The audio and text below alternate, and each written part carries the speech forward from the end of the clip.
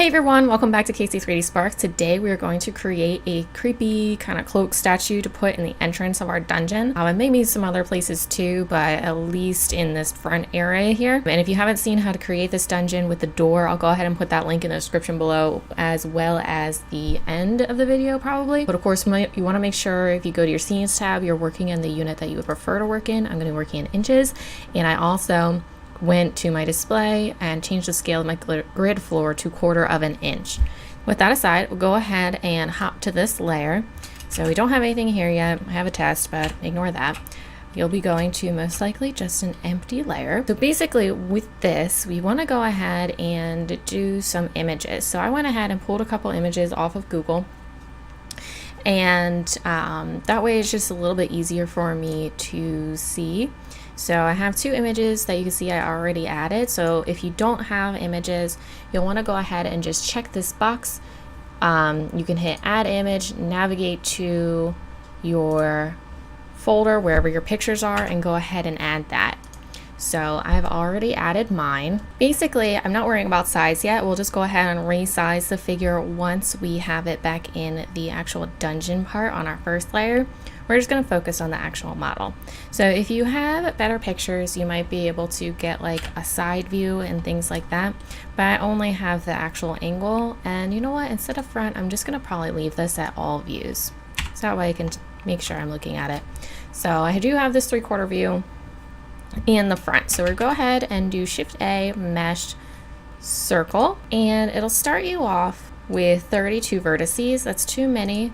I would prefer to start with 12. And then we don't need to worry about the radius at the moment, since we are probably just going to resize it manually. So I'm going to grab this, pull it down to maybe about there, size it in, maybe there, tab into edit mode. And for mine, I wanted to have it kind of like on a pedestal instead of just being flat on the ground. That's totally optional. You guys can do what you want with that. But I want to do E to extrude, just hit escape. And then I'm going to pull, oops. And then I'm going to pull that down, maybe about there. So it's a rather large base. We can always resize it later. And then I'm going to do E to extrude, hit escape, do Alt M to do at center. So that way it closes that off nice and neat. Go ahead and Alt right click this top loop here, and we can start working on our cloaked figure. So we'll go ahead and do E to extrude again, and we're just going to size that out because I want the cloak to be kind of like draping over this later, and we can start messing with the shape after we get the figure shaped out. I'm going to hit N to hide that menu because I don't need that anymore. We're going to do E to extrude, pull that up to maybe about there where it starts to really cinch in. Size that in. E to extrude. I'm going to pull it up right where his sleeves are touching. So right about there, maybe size it in a little bit more again. E to extrude again, pull it to the tops of his sleeves, and of course you can hit Z for wireframe view. And I'm not going to resize it out because we'll extrude this later, so we're just getting the actual torso portion figured out. E to extrude again, pull that up. It's maybe about the tops of the shoulders, mid-shoulder. Could even cinch it in a little bit if you wanted. And now I want to do E to extrude. We'll go ahead and size that in. I want to look at it and maybe do, yeah, probably just leave that there for now. E to extrude, pull that up, maybe where his cloak is. And we're just going to do S and X and size it along this way. S again, or I'm sorry, E to extrude again, and pull that to the top. S, X, pull that in.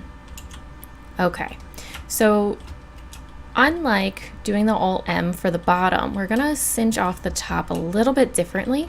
So all we have to do is, I'm gonna deselect everything, go ahead and right click these 5 vertices, hit F for face, go ahead and grab the next set of 4, next set, and the last 5. Now what we can do is grab this end vertice and this end vertice and hit J to join those, and that'll fix these to be back to normal quads. And then I can pull this up a little bit as well. And that will end the HUD, and we'll get Actually, we might not want that as pointy. Maybe that. And when we start adding modifiers, it will smooth that out nicely for us. Okay, so now that we have our figure blocked out, I want to go ahead and reshape him a little bit. So we'll go ahead and grab this loop up here. So I'll right click that loop. We're going to do proportional editing and probably go into side view. And we're going to do X and Y. And maybe bring this up a little bit. I'm going to start bringing that in. More like that. So I don't want it affecting the pedestal at all because I would still like that to be pretty round. But the shoulder area should be a little bit more narrow. So let's do this as well. And then I'll probably go ahead and disable this. I want my hood a little bit different, but we won't worry about the specifics too much. We just want to keep blocking it out and we can fix the details later. Next, what we want to do is go ahead and delete half X vertices, and we can add our mirror modifier. So to add that, you'll want to go to add modifier, mirror, make sure clipping is checked, and you'll see that it adds that other half. Perfect. Now from here, we can go ahead and start adding the arms. I'm going to switch to face select view, and we'll go ahead and grab 1, 2, 3, 4, 5, 6. So you can see that's right where his sleeves are and then where his arm is going to be coming out. So we're going to go into top view, hit E to extrude, pull that out along the X, and then also go ahead and push that out along the Y as well. Okay. So now that we have that, I'm probably going to pull these out more. Same with these. Make his shoulders look a little bit more broad. Kind of have it match up with these. So we can go back into vertex select mode. Border select those, kind of bring them down. Start shaping it out a little bit more. That works, for now at least.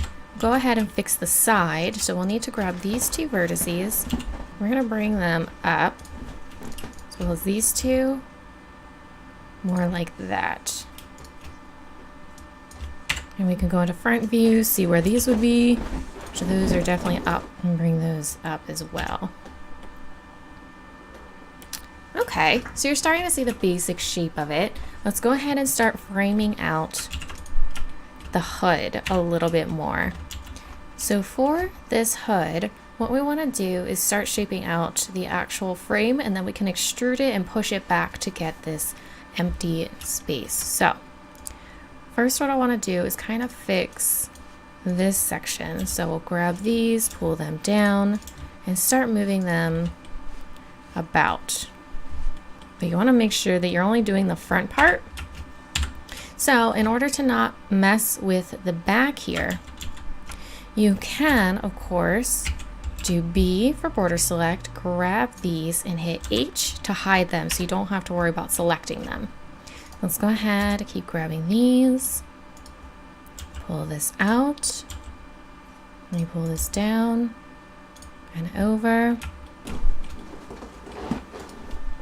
We'll kind of keep this there. We'll probably want this down more like that. And that works for now.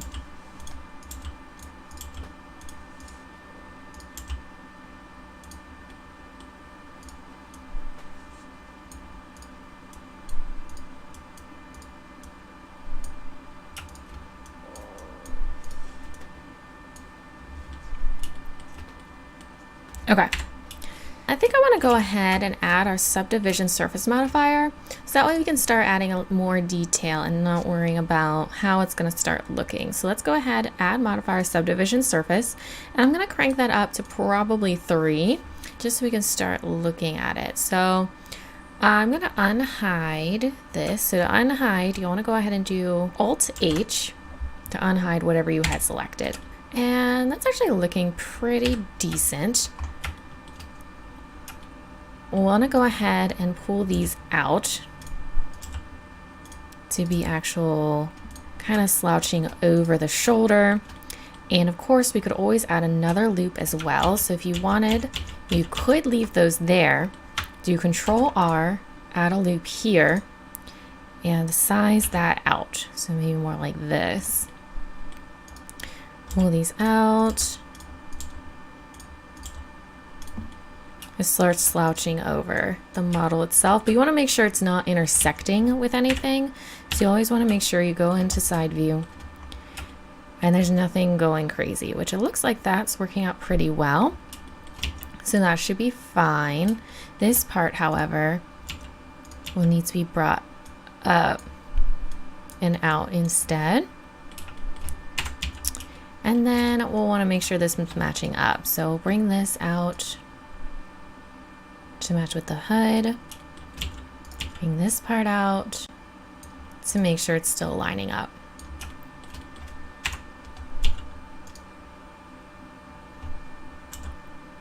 Maybe more like this.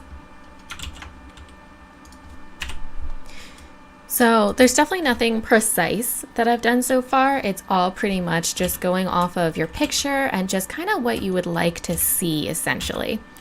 So for getting the hood started, as far as where the face would be, we'll go ahead, grab these faces, and we're gonna hit E to extrude. We can start pushing that back and seeing how it looks, which that's getting all right. We'll want to make sure, I'm going to go ahead and switch back to vertex select mode. These start going kind of up. So that way we'll make sure it looks like the hood is actually coming down. So we might want to exaggerate this a little bit. Go ahead and pull this way back and up even more. We can do the same with these guys. Up and back. Now, there is that flattened chest area, so we'll want to make sure we still have a little bit of that. We do have this part, so we can grab this and start pulling that back and up probably. And then this one can be kind of like the chest area, so you can already kind of see where it would be. So bring that up to right about there. And probably the same with this one. Maybe pull it in a little bit. Same with this. Let me pull it back out actually. Yeah, that looks better. And I'm gonna go ahead and do Control R, add a loop here, pull these two up so that way I can pull this out even more. And we can go ahead and sharpen this.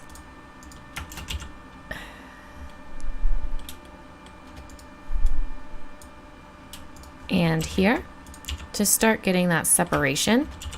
We'll also want to sharpen here for the sleeve.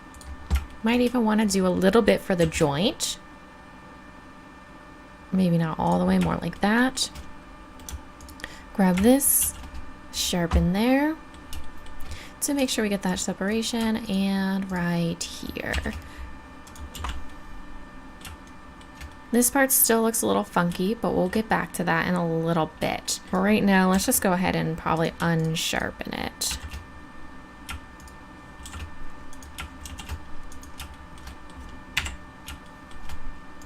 And maybe even pull this out.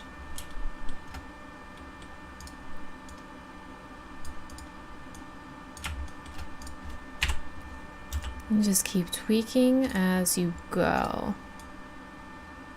You could even make the hood a little bit more pointed, maybe something like that. I think we'll probably want to do more like this. And you don't have to worry about this poking through because as you can see, it's definitely not going anywhere. But what we might want to do is actually pull this back way more. And we could even sharpen it a little bit to get it up further. So that way it looks like it's actually empty. Cool, okay. So now what I also want to do is add a loop here, flatten the base a little bit, and then we can do Alt right click and do Shift E to get that totally flat.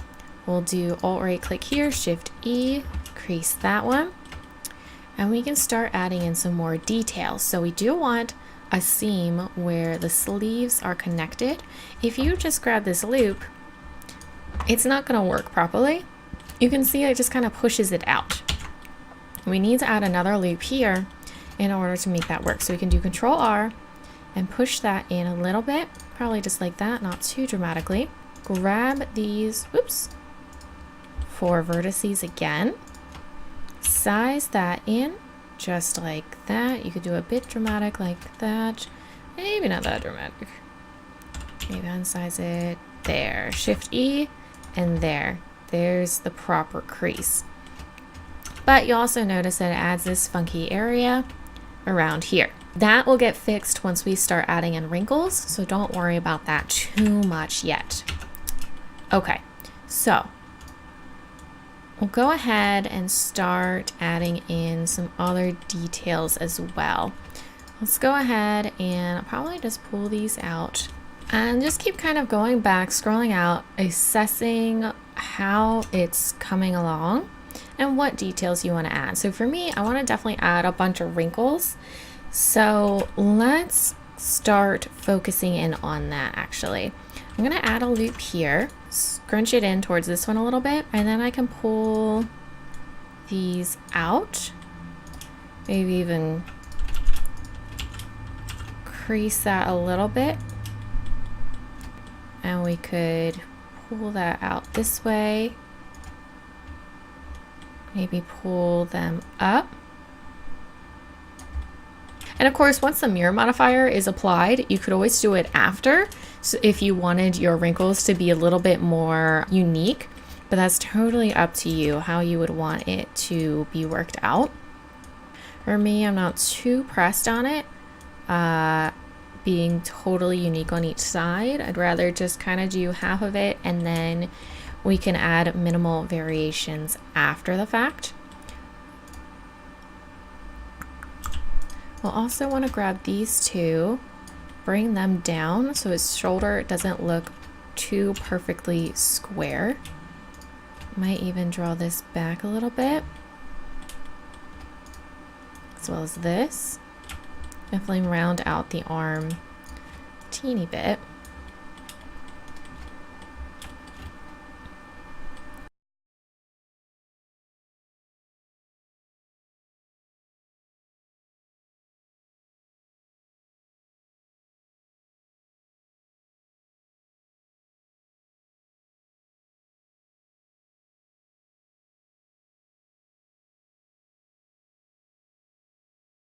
Cool, so obviously you can keep going into further and further detail with this. Before I get too carried away, I don't want this video to be forever long. We'll go ahead and just tab out, do Shift D to duplicate. So that way we always have that base to go back to. I'm gonna apply the mirror modifier, but before I add the subdivision surface, I'm gonna tab back in, do Control R, and add in let's do it this way. Do Control R, add a loop here, add a loop in between those, and then kind of try to mirror that as best you can on the top. Right there, and Control R. And then we want to just do 3.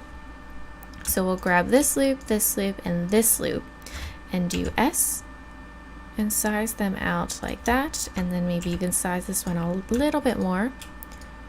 Go ahead and sharpen those and these as well, just to make a little bit fancier of a pedestal. So with that, we can apply our subdivision surface modifier, move him to our dungeon, and resize him because he is absolutely ginormous. So I'm going to go ahead and grab that, pull that over here. I'm just going to go ahead and hide our images because I don't need them right now. Size that down and position it how I would want to see it. So now it's a little bit too small. I probably want it to fit in these 1-inch squares. It's a little tall, so I'll probably want to size him down a little more, just like that. And then we can have them in front of all of the doors. So that way when your characters walk in through the door, they see them lined up and you can roll with it. So of course, I made these pretty simple. I just wanted you guys to be able to get the base, and then you guys can just add layers and layers of wrinkles or keep going into it. You could even take those into sculpt mode and have even more fun with it there. So you guys can basically just take this base and go off and have all kinds of fun with these. If you have any questions, feel free to post them in the description below. Don't forget to like and subscribe, and I will see you guys next week.